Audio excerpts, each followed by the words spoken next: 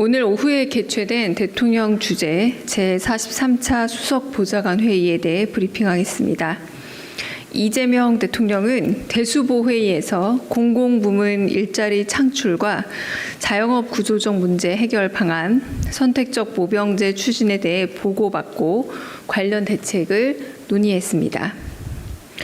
이 대통령은 모두 발언에서 부동산 문제가 양극화와 불평등을 심화시키는 등 국민의 삶과 우리 사회 전반에 큰 영향을 미치는 핵심 문제라 짚었습니다. 이어 시장 상황과 국민 눈높이를 정교하게 반영해 공급, 세제, 금융 정책을 유기적으로 추진하고 주거 안정과 주거 사다리의 체계적인 구축에 정부 역량을 집중해야 한다 강조했습니다.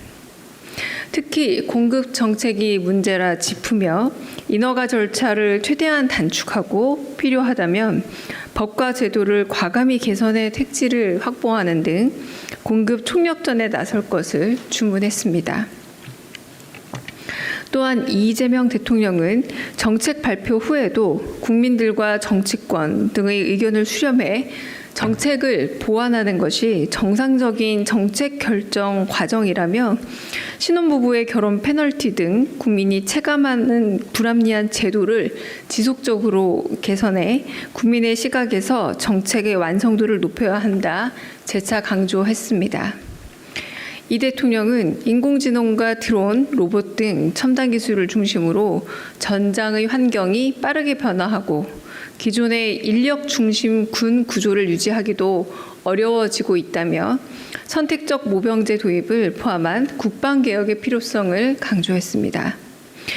이어 이 대통령은 군 복무가 청년들에게 좋은 일자리와 교육, 자산 형성으로 이어질 수 있도록 정책을 촘촘하게 설계할 것을 당부했습니다. 이 대통령은 스토킹과 교제폭력 등 관계성 범죄와 디지털 성범죄에 대해 신고 단계부터 피해자 중심, 피해자 우선 원칙에 따라 신속하고 과감하게 대응할 것을 지시했습니다.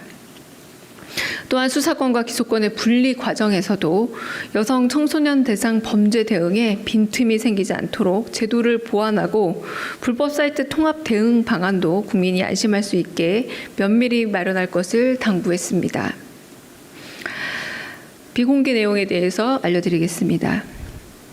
이 대통령은 이어진 비공개 회의에서 사회수석실로부터 공공부문 일자리 현황과 창출 방안에 대해 보고받고 단순 고용 증가가 자칫 예산 낭비로 비칠 수 있는 우려가 있는 만큼 사회적 효용과 실질적 편익성이 높은 일자리를 발굴해야 한다 강조했습니다.